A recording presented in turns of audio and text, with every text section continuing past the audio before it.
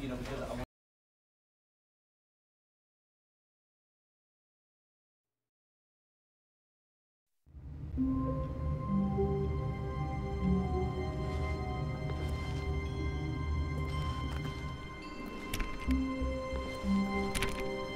All of his co-workers were gone.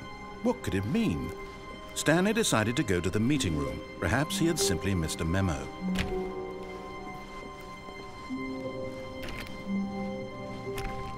Stanley went around touching every little thing in the office, but it didn't make a single... Stanley clicked on literally every single door in the office, because he doesn't pick up well on cues from his environment.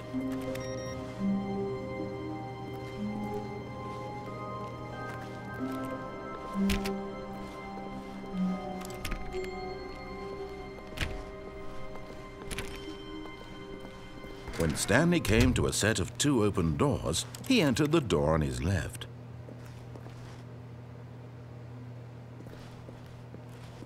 This was not the correct way to the meeting room, and Stanley knew it perfectly well. Perhaps he wanted to stop by the employee lounge first, just to admire it.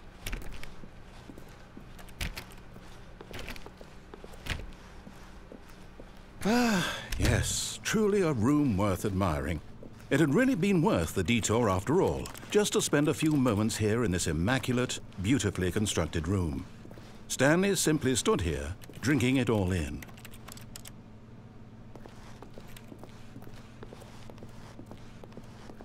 But eager to get back to business, Stanley took the first open door on his left.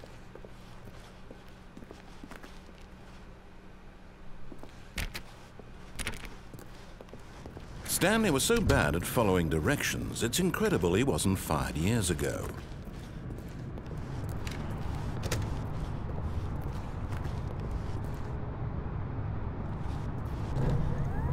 Look, Stanley, I think perhaps we've gotten off on the wrong foot here. I'm not your enemy, really, I'm not. I realize that investing your trust in someone else can be difficult, but the fact is that the story has been about nothing but you all this time. There's someone you've been neglecting, Stanley. Someone you've forgotten about. Please, stop trying to make every decision by yourself. Now, I'm not asking for me, I'm asking for her. This is it, Stanley. Your chance to redeem yourself, to put your work aside, to let her back into your life. She's been waiting.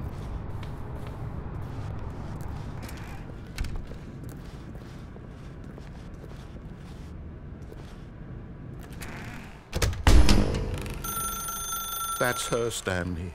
You need to be the one to do this, to reach out to her. If you can truly place your faith in another, then pick up the phone.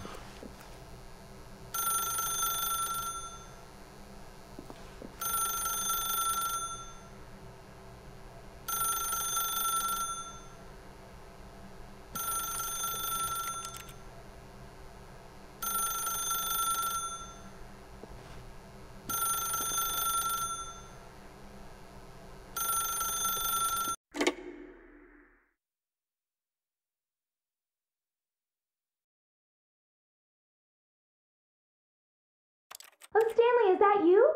Hold on, sweetie. Sorry to keep you waiting. I'm just pulling the bread out of the oven. All right. Okay, there we go. All right, now, I want you to come in and tell me all about your day. Gotcha! Oh, come on. Did you actually think you had a loving wife who'd want to commit their life to you? I'm trying to make a point here, Stanley. I'm trying to get you to see something. Come inside. Let me show you what's really going on here. This is a very sad story about the death of a man named Stanley.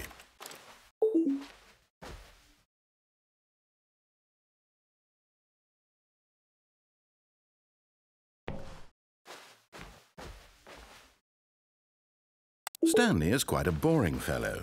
He has a job that demands nothing of him, and every button that he pushes is a reminder of the inconsequential nature of his existence.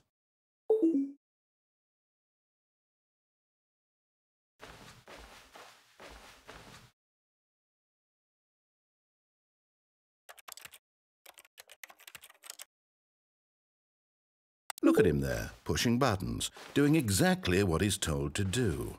Now he's pushing a button. Now he's eating lunch. Now he's going home. Now he's coming back to work. One might even feel sorry for him, except that he's chosen this life.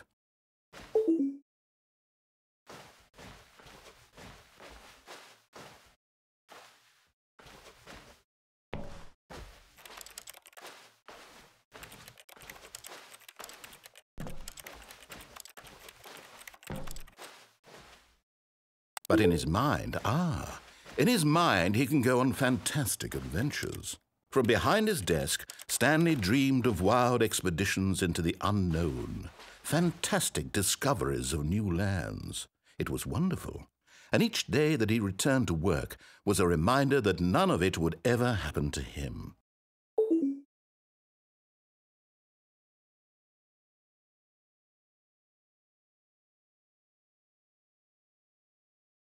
And so he began to fantasize about his own job. First, he imagined that one day while at work, he stepped up from his desk to realize that all of his co-workers, his boss, everyone in the building had suddenly vanished off the face of the earth. The thought excited him terribly.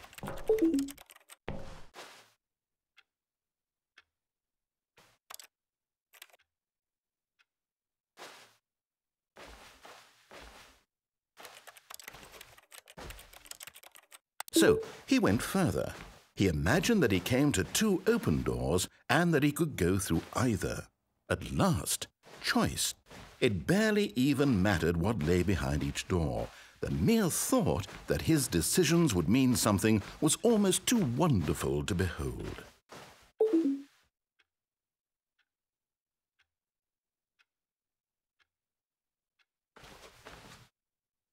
As he wandered through this fantasy world, he began to fill it with many possible paths and destinations.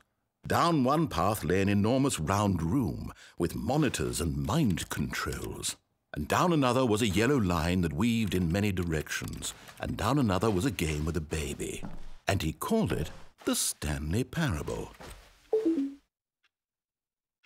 It was such a wonderful fantasy, and so in his head he relived it again, and then again, and again, over and over, wishing beyond hope that it would never end, that he might always feel this free. Surely there's an answer down some new path, mustn't there be? Perhaps if he played just one more time.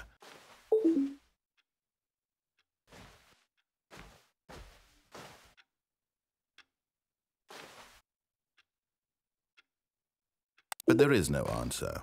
How could there possibly be? In reality, all he's doing is pushing the same buttons he always has. Nothing has changed. The longer he spends here, the more invested he gets, the more he forgets which life is the real one. And I'm trying to tell him this, that in this world he can never be anything but an observer, that as long as he remains here, he's slowly killing himself. But he won't listen to me. He won't stop. Here, watch this. Stanley, the next time the screen asks you to push a button, do not do it.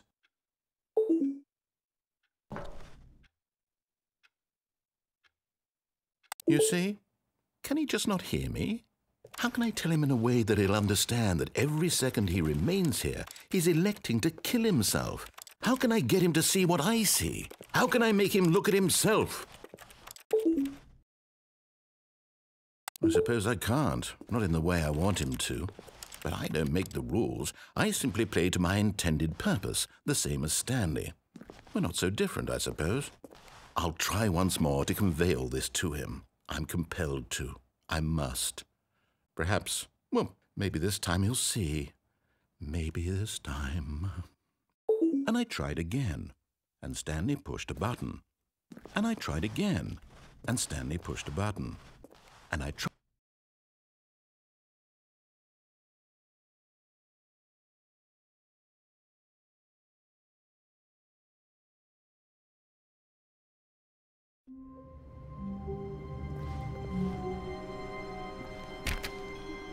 All of his co-workers were gone.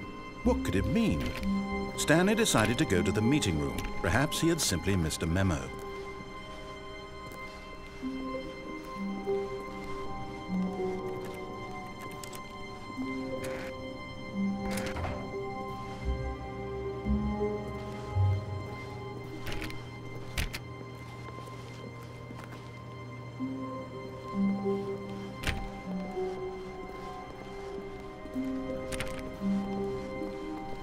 When Stanley came to a set of 2 open doors, he entered the door on his left.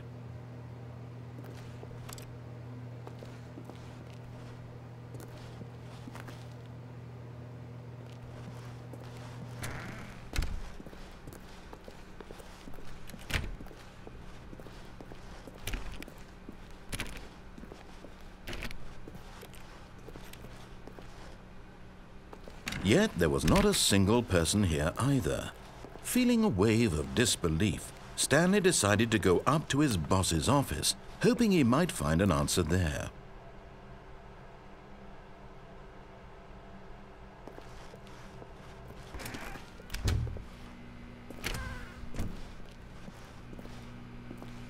Stanley stepped into the broom closet, but there was nothing here, so he turned around and got back on track.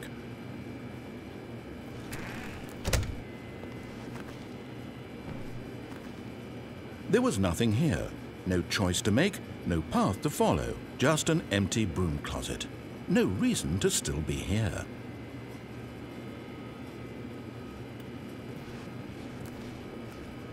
It was baffling that Stanley was still just sitting in the broom closet. He wasn't even doing anything. At least if there was something to interact with, he'd be justified in some way. As it is, he's literally just standing there doing sweet FA.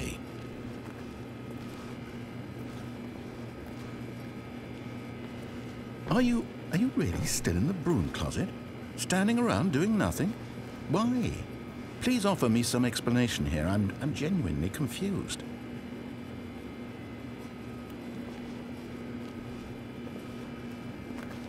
You do realize there's no choice or anything in here, right? If I'd said Stanley walked past the broom closet, at least you would have had a reason for exploring it to find out. But it didn't even occur to me because literally this closet is of absolutely no significance to the story whatsoever. I never would have thought to mention it.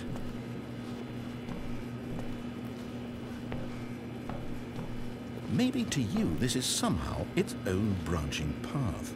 Maybe when you go talk about this with your friends you'll say, "Oh, did you get the broom closet ending? The broom closet ending was my favorite." I hope your friends find this concerning.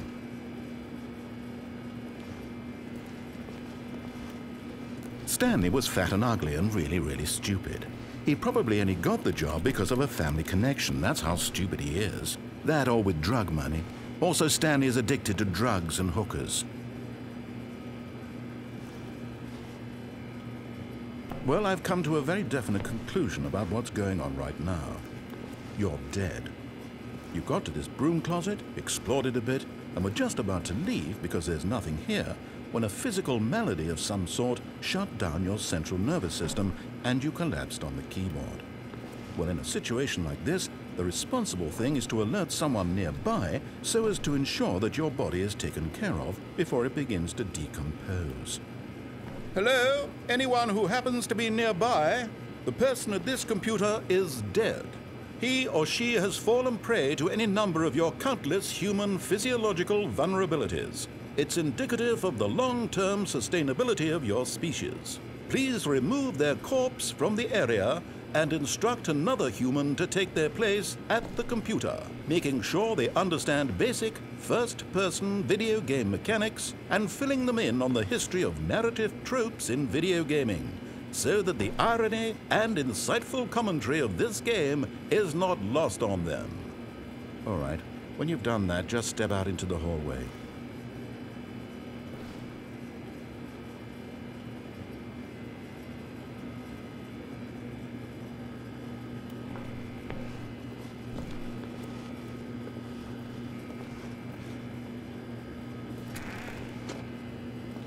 Ah, second player. It's good to have you on board. I guarantee you can't do any worse than the person who came before. Coming to a staircase, Stanley walked upstairs to his boss's office.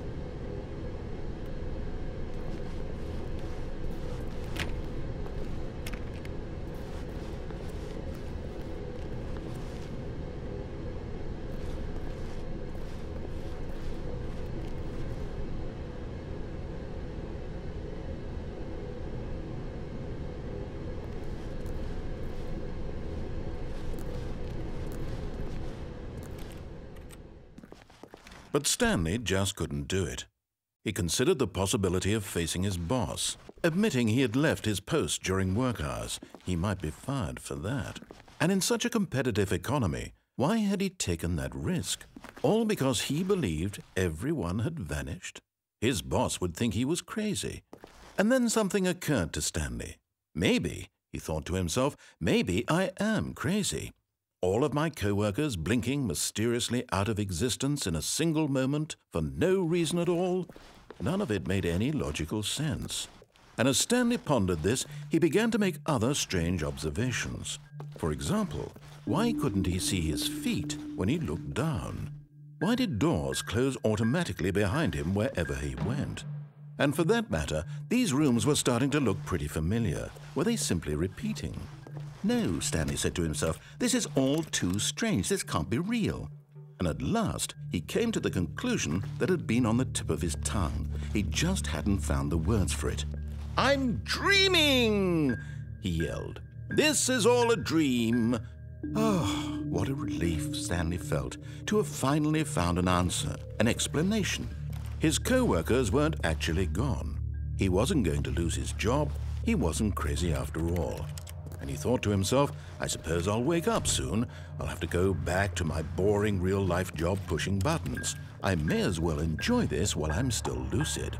So he imagined himself flying and began to gently float above the ground. Then he imagined himself soaring through space on a magical starfield, and it too appeared. It was so much fun, and Stanley marveled that he had still not woken up. How was he remaining so lucid? And then perhaps the strangest question of them all entered Stanley's head. One he was amazed he hadn't asked himself sooner.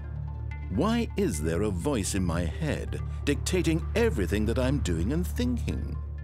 Now the voice was describing itself being considered by Stanley, who found it particularly strange. I'm dreaming about a voice describing me, thinking about how it's describing my thoughts, he thought. And while he thought it all very odd and wondered if this voice spoke to all people in their dreams, the truth was that, of course, this was not a dream. How could it be? Was Stanley simply deceiving himself, believing that if he's asleep, he doesn't have to take responsibility for himself? Stanley is as awake right now as he's ever been in his life. Now, hearing the voice speak these words was quite a shock to Stanley. After all, he knew for certain, beyond a doubt, that this was in fact a dream. Did the voice not see him float and make the magical stars just a moment ago? How else would the voice explain all that? This voice was a part of himself too. Surely, if he could just... He would prove it. He would prove that he was in control, that this was a dream. So he closed his eyes gently, and he invited himself to wake up. He felt the cool weight of the blanket on his skin, the press of the mattress on his back, the fresh air of a world outside this one. Let me wake up, he thought to himself. I'm through with this dream. I wish it to be over. Let me go back to my job. Let me continue pushing the buttons. Please, it's all I want. I want my apartment and my wife and my job. All I want is my life exactly the way it's always been. My life is normal. I am normal. Everything will be fine.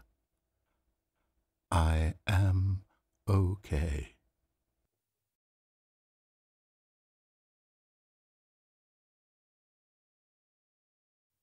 Stanley began screaming.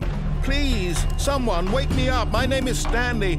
I have a boss. I have an office. I am real. Please, just someone tell me I am real. I must be real. I must be. Can anyone hear my voice? Who am I? Who am I? And everything went black.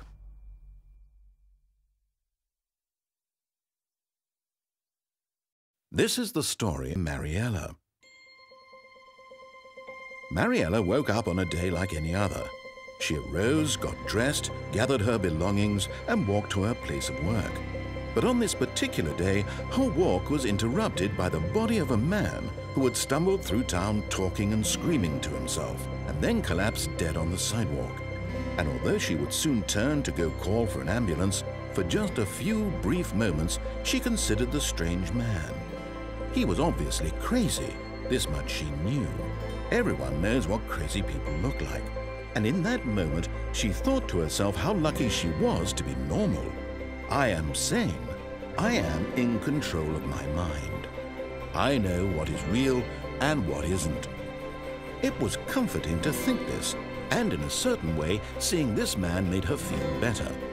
But then she remembered the meeting she had scheduled for that day, the very important people whose impressions of her would affect her career, and by extension, the rest of her life. She had no time for this, so it was only a moment that she stood there, staring down at the body. And then she turned and ran.